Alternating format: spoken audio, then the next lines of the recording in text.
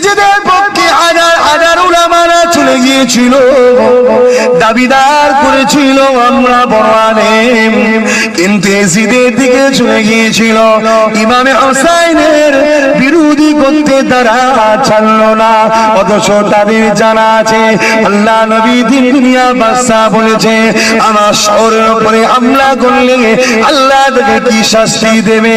অথচ তারা জানে সেই নবী পাকের নওয়াসা ইমামে হাসান হুসাইনের বিরোধী করলে আল্লাহ তাকে কি শাস্তি দেবে, সবই জানে। কিন্তু টাকা এমন একটা জিনিস, পদ এমন একটা জিনিস, লোভ এমন একটা জিনিস, লোভে তারা অন্ধ হয়ে চলে গিয়েছিল। এই যুবকেরা আজ যারা মুজাদ্দিদ জামানে আওলাদের বিরোধী করে, এরাও জানে আমরা কি ক্ষতি করছি, কিন্তু এরা অন্ধ হয়ে গেছে টাকার কাছে, এরা অন্ধ হয়ে গেছে গদির কাছে, এরা অন্ধ হয়ে গেছে নেতৃত্বর কাছে। এরা গোলামি মেনে নেবে না, এরা নিজেরা নেতৃত্ব দিবার চিন্তায় আজ যুবকেরা বাংলার জমিনে আলে রাসূল মুজাদ্দিদ জামানের আওলাদের বিরোধী করে। এই যুবকেরা প্রেমিকেরা ইমামে হাসান হুসাইনকে আল্লাহ নবী কতটা মহব্বত করেছে সব জানার পরও সেই হুসাইনের বিরুদ্ধে তরোয়াল ধরল কি করে, অন্ধ হয়ে গেল, চোখে পর্দা আল্লাহ ফেলে দিল। ইমামে হুসাইন কারবালার ময়দানে এমন করে 10ই মুহররম দাঁড়িয়ে গিয়ে তাকরীর করতে লাগলে, ওয়াজ করতে লাগলে, এই যে সৈন্যরা তোমাদের কি শুভা পাবে সেই ব্যক্তিটার বিরুদ্ধে লড়াই করা যে নাকি ছোটবেলায় কেঁদেছিল পানির পিপাসার জন্য, আর নারাজা নবী মুহাম্মদ রাসূলুল্লাহ নিজের জিভকে বার করে দিয়ে তার গালে দিয়ে দিয়েছিল। আমি সেই হুসাইন ছোটবেলায় শেষে নানাজানের নূরের জিভটা চুষিয়েছিলাম, জান্নাতি খানাকে বড় হয়েছি। এই হুসাইনের বিরুদ্ধে তোমাদের তরোয়াল ধরা দিয়ে শুভা দেবে। বুঝাচ্ছে যদি সুধরে যায়, ভাই সুধরে ছিল কেন? আল্লাহ মুনাফিকদের ঘরে কখনো জান্নাত দেবে না। কথা বুঝছেন? আজ এত বুঝানো হচ্ছে বাংলায়, অলিতে গলিতে ওয়াজ হচ্ছে, সব কানে যাচ্ছে এক শ্রেণীর মুনাফিকদের, তথাপিও তারা শুধরাচ্ছে কি? শুধরাবে না। আর তারা প্রাণ চেষ্টা করছে যারা ভালোবাসার রাসূলের আহলদের, তারা কি ভালোবাসা বন্ধ করছে? করেনি। কেন? মুমিন। এটা রাসূল বলছে মুমিনের খসলত আমার আহলদের বিরোধী কোনদিন করবে না, এটা মুমিনের একটা গুণ।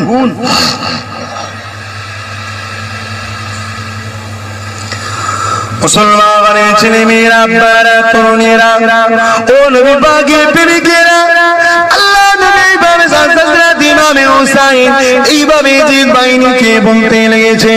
ইমামে হুসাইন হুজুরের পাশেতে মাত্র 72 জন রয়েছে, আর এই জিদ বাহিনী একটা দুটো নয়, কিছু কম বেশি 4000 থেকে 3000 থেকে 4000 এই যুবকেরা, আপনারা তরুণেরা হযরত ইমামে হুসাইন বুঝাতে লেগেছে তোমাদের কি শোভা দেবে, যার নাজানকে আল্লাহ বা জান্নাতুল মালিকানা দিয়েছে, তার নাবির বিরুদ্ধে তরোয়াল তুলে তোমাদের কি আখিরাতটা ভালো হবে। এই ছেলেরা, যুবকেরা, আপনারা হযরত ইমামে হুসাইন বলতে বলতে বলতে বলতে এই কথা বলেছিলেন। এই দুনিয়ার মানুষেরা, এই জিদের অনুসারীরা তোমাদের কি শোভা দেবে। আজকে তারিখে আল্লাহ জমিনের উপরে সব থেকে শ্রেষ্ঠ ভালো মানুষ যদি কেউ থাকতে হয়, সেটা আমি হুসাইন দাঁড়িয়ে আছি।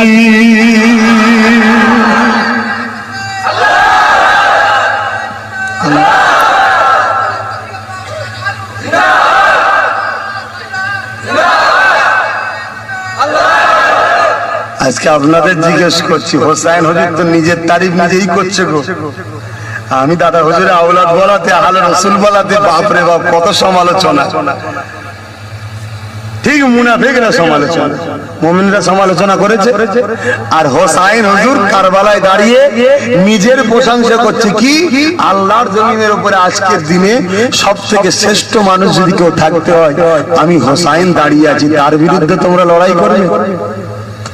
কি গো, হোসাইন হুজুর নিজের তারিফ নিজে করছে না করে না? সত্য কথা বলাটা পাপ নয়, অহংকার করাটা পাপ। হোসাইন অহংকার করে না, ওদেরকে বোঝাতে চাইছি তোরা শুধরে যায়।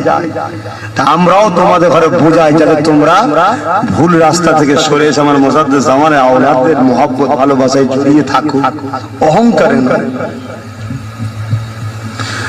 মুসলমানের ছেলেমেয়েরা, বারা তরুণেরা, ও নবী পাকের প্রেমিকেরা, কিন্তু যাদের অন্তরটা আল্লাহ মোহর মেরে দেয় তারা তো হিদায়াতবান নয় গো। তাদের কথা কানে যাবে না। হাজার অন্তরে মুমিনের খসলত রয়েছে, ভুল কিছু গুণের জন্য সে বুঝে থাকতে পারে, আল্লাহ তাকে হিদায়াতের রাস্তা দেখিয়ে দেবে। দেখে লাও, দেখে লাও, ইয়াজিদ বাহিনীর মধ্যে দেখে কেউ আসছে না, সবাই পেরিয়ে হয়ে আছে ইমামে হুসাইন হুজুরকে শহীদ করবে বলে।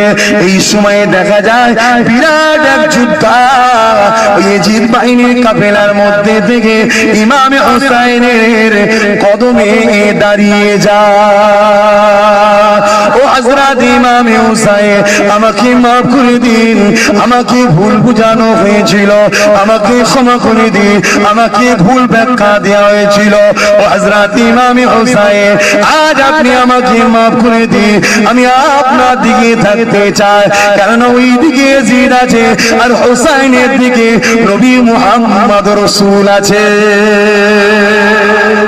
আপনি কার দিকে যাবেন, ইয়াজিদের দিকে না হুসাইনের দিকে?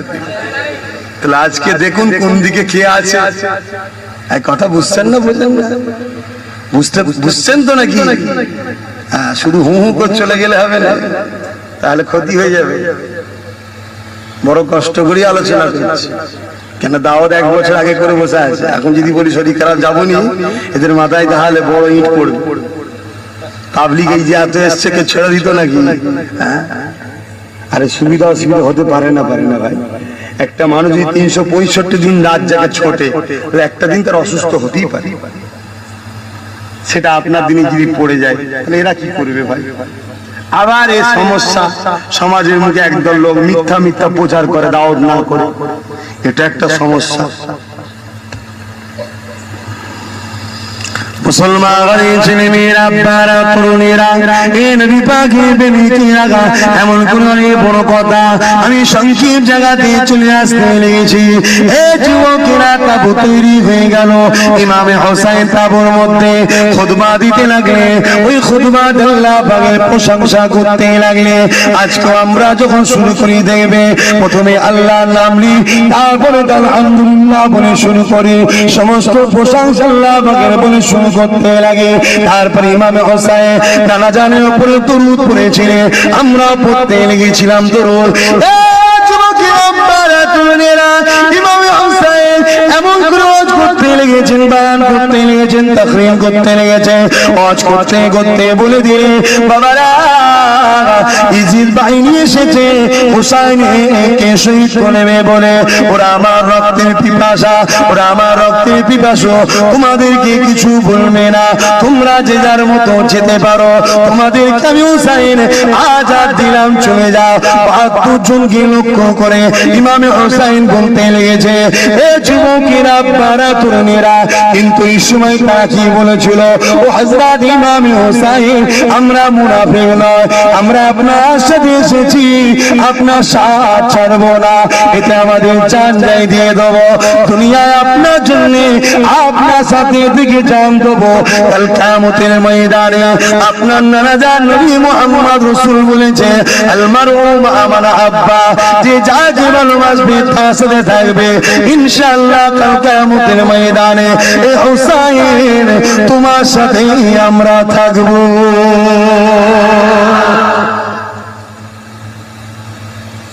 সারা রাত ইমামে হুসাইন কোরআন পড়ছে, নামাজ পড়ছে, কোরআন পড়ছে, নামাজ পড়ছে, কাঁদেন 4000, মাত্র 72 জন।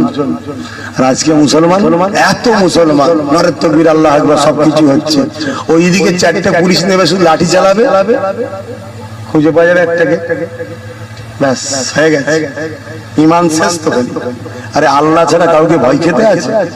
আর তুমি যখন অন্যায় করোনি ভয় খাচ্ছ কেন? হ্যাঁ, অন্যায়কারী ভয় খেতে পারে যে আমার অন্যায় আছে। অন্যায় যখন করো না ভয় করছো, কথা বুঝে আসছে? বড় দুঃখ তো এই জায়গায়। लाखों मोमिन लाखों मुसलमान हो मगर ईमान में कामिल नहीं। सरगात इमाम हुसैन हुजूर कुरान तिलावत करছে, কোরআন তেলাওয়াত করে নিয়ে তাহাজ্জুদের ওয়াক্ত এসেছে, হুজুর নামাজ পড়ে নিয়ে একটু চোখটা জুড়ে আসছে, হুজুর আমার একটু বিছানায় পিঠ দিয়েছি। যেই ঘুমিয়েছে সঙ্গে সঙ্গে নানা জান নবী মুহাম্মদ সাল্লাল্লাহু আলাইহি ওয়াসাল্লামের দিদার নসিব হচ্ছে। জোরে বলুন সুবহানাল্লাহ। ঘুম ভেঙে গেছে, উঠে বসে হাসছে। বোন জিজ্ঞেস করছে, ভাই এরকম একটা সময়, এরকম একটা মঞ্জিল, এরকম একটা টাইমে আপনি হাসছেন কেন? ইমামে হোসাইন বলেছিলেন, আমার নানা জানকে আমি খবে দেখলাম। জোরে বলুন সুবহানাল্লাহ। আমার নানা জান নবী মুহাম্মদ সাল্লাল্লাহু আলাইহি ওয়াসাল্লামকে খবে দেখছি। নানা জানের দুই হাতে দুটো পাত্র, একটাতে আবে কাউসারের পানি নিয়ে বলছে, নানু চলে আসো, তোমাকে আবে কাউসার খাওয়াবো। জোরে বলুন সুবহানাল্লাহ। আমি আর বেশিক্ষণ থাকবো না, আমায় চলে যেতে হবে। মুসলমানের ছেলেমেয়েরা, বারা তরুণেরা, দুনিয়ার জমিন থেকে যারা জান্নাতের সার্টিফিকেট পেয়ে গেল, যার নানা আবে কাউসারে পানি নিয়ে দাঁড়িয়ে আছে, সেই হোসাইনের এমনি নরমাল তো ইন্তেকাল হতে পারতে।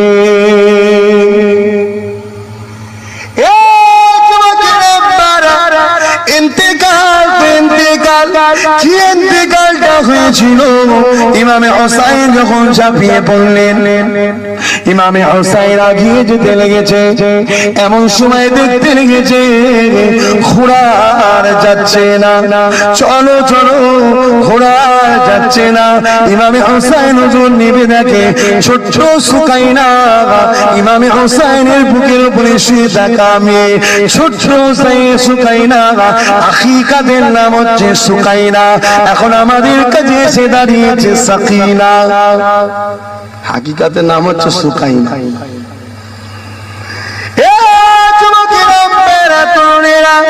ছোট্ট সুকাইনা ইমাম হোসেনের বুকের উপরে যে বাচ্চা শুয়ে থাকতো, সে ঘোড়া পা ধরেছে, ধরে বলতে লেগেছে, ঘোড়া রে আমার আব্বাকে তুমি নিয়ে যেও না, আমার আব্বাকে তুমি নিয়ে যেও না। এইরকম বিদারণ কাহিনী ঘটনা হওয়ার পর ইমাম হোসেন বুকে করে জড়িয়ে ধরে গালে চুমা দেয়া ধর দিয়ে নিজের দুই হাতে দিয়ে ছেড়ে দিয়ে দুইটা কথা বলেছিল, এদেরকে নিয়ে মদিনাতে ফিরে যাবে। আরেকটা কথা বলেছিল, বিপদ আপনি সবর করবে, আল্লাহ আমাদের জন্য রয়েছে। বিপদ আসলে সবর করবে। আপনাদের বিপদ হলে সবর করেন? একবেলা যদি খাওয়া না হয় কি করেন? অমনি বউকে পাঠিয়ে দিচ্ছেন সমিতিতে, লোন লোন সমিতি বোঝেন না? লোন দিচ্ছেন সমিতি, হ্যাঁ মহিলা ছাড়া দেবে না তো। আর ভেতরে যে থেকে মহিলা নেই, ভেতরে সব দাদা বসে আছে। এই মুসলমানের বউ বাইরে বেরোনো অভ্যেস নেই, যদিও বেরোয় একটা লজ্জা আছে একটু। এখন লজ্জা ফজ্জা মনে নেই নাকি? আছে লজ্জা? হ্যাঁ, একটা একটা মহিলাতে এমন কথা বলে পুরুষদের গলার থেকেও জোরে, পুরুষদের আর বেরিয়ে যাবে। কিছু কিছু তো মহিলা এখন নেতা হয়েছে, আবার বক্তব্য দেয়, তোমরা চিন্তা করো না, সব রাস্তাঘাট করে দেবো, শুধু খেয়ে যাচ্ছে। কথা বুঝছেন না? খারাপ লাগছে নাকি? তো ওই সমিতিতে গেছে নতুন মানুষ, মহিলা মুসলিমদের লজ্জা করছে, বলছে ও ভাবি লজ্জা করলে লোন পাওয়া যায়, কাছে আসে কাছে আসে, যদি বা এসছে কাছে আসে না, ওইদিকে মদ্দা ঘরে বসে আছে, এই লোন আনতে গেছে।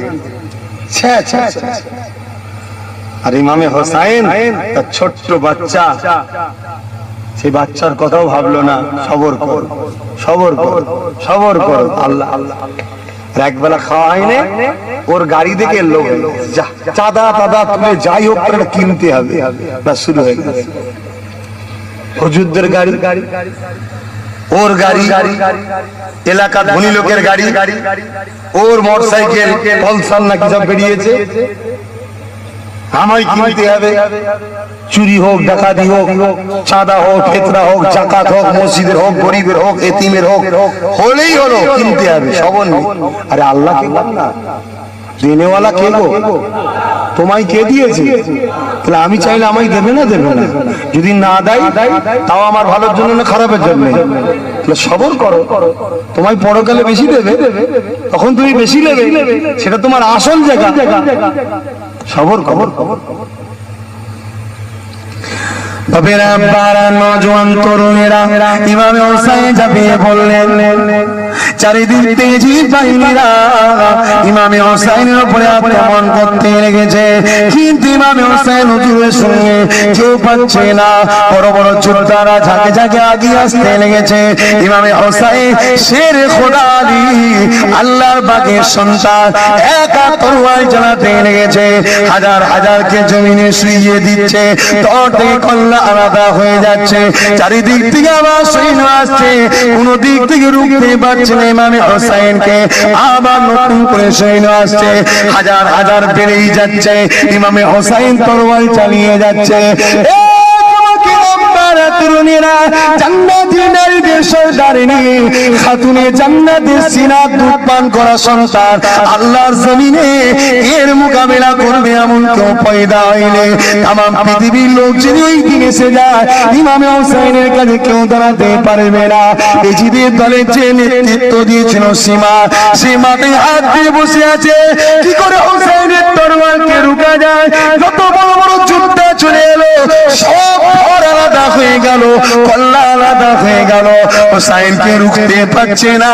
হাজার হাজার হাজার জমিনে দুদিকে ছিটকে পড়ে আছে, কেউ রুখতে পারছে না। সীমার পরিশান হয়ে গেছে। আবার ঝাঁকে ঝাঁকে এমন করে জঙ্গলি জানোয়ার উত্তর থেকে ব্যাহত আহলে রাসূলের উপরে ঝাঁপিয়ে পড়লো এজিদের সৈন্য বাহিনীরা। তারা এমন করে আঘাত করতে লেগেছে, কোনো দিক দিয়ে পাচ্ছে না। হঠাৎ করে তারা অবাক হয়ে গেল, ইমামে হোসেনের ঘোড়াও দাঁড়িয়ে গেল, তরোয়ালটাও দাঁড়িয়ে গেল। সব থেকে ভয়ে সরে যাচ্ছে, তরোয়ালও দাঁড়িয়ে গেছে, ঘোড়াও দাঁড়িয়ে গেছে। হোসেন ঘোড়া থেকে নামছে। আরে এ তরোয়াল রুখলো কে? পৃথিবীর কোন মাঠ তো পয়দা হয়নি শেরে খোদা আলীর বেটাকে শোয়াতে পারে, ঠিক না বেটি? খাতুনে জান্নাতের জান্নাতি নারীদের সর্দারিনী তার মা, সেই মায়ের পেটের সন্তানকে জমিনে শোয়াবে এমন কোন মাঠ পয়দা হয়নি। পৃথিবীতে বহুত নারী আছে, আর ফাতেমা একটা নারী।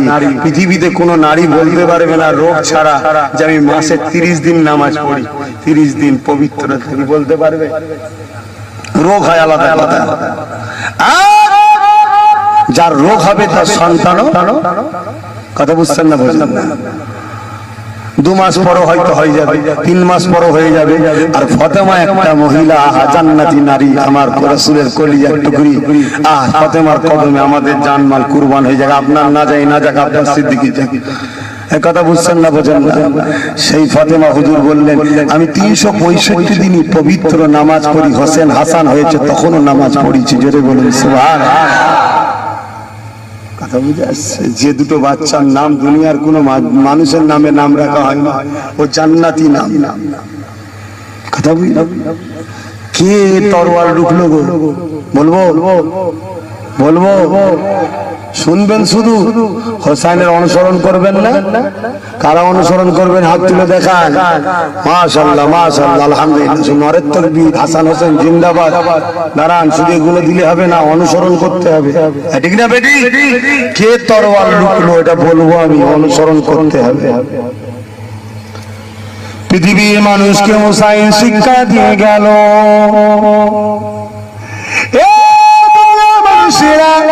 কে হোসেনের তরোয়ালকে রুখে দিল? হাজার হাজার দৌড়ে গেল দুদিকে, বেটারা জাহান্নামে ঢুকতে লাগলো, দর থেকে কল্লা আলাদা হতে লাগলো। কে হোসেনের তরোয়ালকে রুখে দিয়েছে?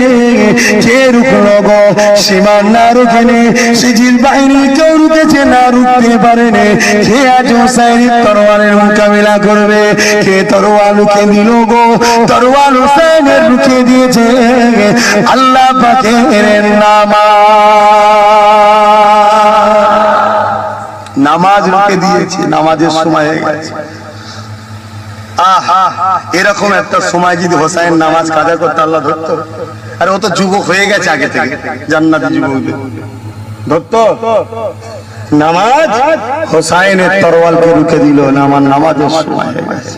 কতটা ভালোবাসে আল্লাহকে দেখুন।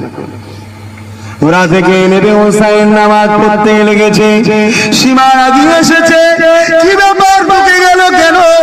এই যেমন করে হোসাইন নামাজ পড়বে, সীমার বলছে দেখেছিস কি রে মার মার মার, আল্লাহ নামাজ পড়ছে, এই পাক যদি সালাম একবার ফিরতে পারে, সারা পৃথিবীতে কোনো মায়ের দুধকে পয়দা হয়নি হোসাইনকে জানতে পারবে, হোসাইনকে জমিনে শোয়াতে পারবে।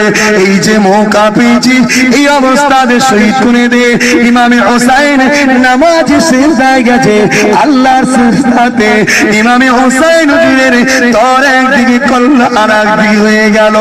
এ দুনিয়ার মানুষেরা কি দেখিয়ে দিয়ে গেল নবীন নওয়াজা, জান্নাতি যুবকদের সরদার কি মেসেজ দিয়ে গেল দুনিয়ার লোককে।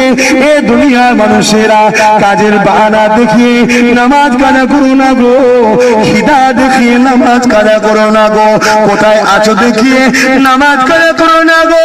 আমি হোসেন এমন একটা জায়গাতেও নামাজ কাজা করলাম না, নবীর নাতি হয়ে যেখানে নামাজ কাজা করলে আল্লাহ ধরতো না গো। একটা ফরজ কাজ করছিলাম আমি হককে জিন্দা করার জন্য, কিন্তু তোদেরকে মেসেজ দিয়ে গেলাম, খবরদার তোরা বলবি না দোকান আমাকে একা চালাতে হয়, কি করে নামাজ পড়বো, দোকান বন্ধ করে দেবা, নামাজের সময় নামাজটা পড়লে কারবারে বন্ধ করে দেবা, নামাজের সময় নামাজটা পড়লে।